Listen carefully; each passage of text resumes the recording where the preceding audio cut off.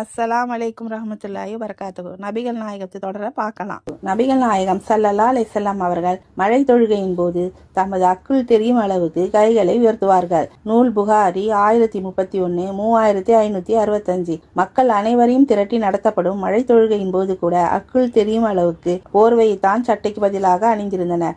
நபிகள் நாயகம் ஸல்லல்லாஹு அலைஹி வஸல்லம் அவர்கள் ஜகாத் வரியை திரட்ட ஒருவரை அனுப்பினார்கள். நிதி திரட்டி வந்த அவர், இது எனக்கு அன்பளிப்பாக வழங்கப்பட்டது, இது உங்களுக்குரியது என்றார். இதை கேட்டதும் நபிகள் நாயகம் ஸல்லல்லாஹு அலைஹி வஸல்லம் அவர்கள், இவர் தனது வீட்டிலோ தனது தாய் வீட்டிலோ போய் அமர்ந்து கொள்ளட்டும், இவருக்கு அன்பளிப்பு வழங்கப்படுகிறதா என்று பார்ப்போம் என கோபமாக கூறினார்கள். பின்னர் அவர்களின் அக்குள் நாங்களை பார்க்கும் அளவுக்கு தமது கைகளை உயர்த்தி, இறைவா, நான் எடுத்து சொல்லிவிட்டேனா என கூறினார்கள். நூல் புகாரி 2597 6636 6979 7174 7197. நபிகள் நாயகம் ஸல்லல்லாஹு அலைஹி வஸல்லம் அவர்களின் மேலாடை பெரும்பாலும் சிறு போர்வையாக தான் இருந்தது என்பதையும் இதன் காரணமாகவே அவர்களின் அக்குள் தெரிந்துள்ளது என்பதையும் இந்த சான்றுகளிலிருந்து அறியலாம். மாமன்னராகவும் மாபெரும் ஆன்மீக தலைவராகவும் இருந்த நிலையில் தமது பதவியையும் அந்தஸ்தையும் பயன்படுத்தி அணிந்து கொள்ளும் ஆடைகளை கூட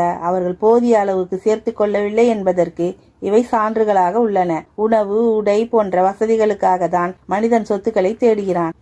எல்லா விதமான முறைகேடுகளிலும் ஈடுபடுகிறான். மேனியை உறுத்தாத வகையில் மெத்தைகளையும் விரும்புகிறான். இந்த வசதிகளையெல்லாம் 40 வயதுக்கு முன் அனுபவித்து பழக்கப்பட்ட நபிகள் நாயகம் ஸல்லல்லாஹு அலைஹி வஸல்லம் அவர்கள் இப்போது நினைத்தால் அந்த சுகபோகங்களை அனுபவிக்கலாம் என்ற நிலையில் இருந்த நபிகள் நாயகம் ஸல்லல்லாஹு அலைஹி வஸல்லம் அவர்கள் அவற்றை தவிர்த்து வாழ்ந்திருக்கிறார்கள் என்பதும் அவர்களின் நேர்மைக்கு சான்றாக அமைந்துள்ளது. இன்ஷா அல்லாஹ் அடுத்த தொடரில் பார்ப்போம்.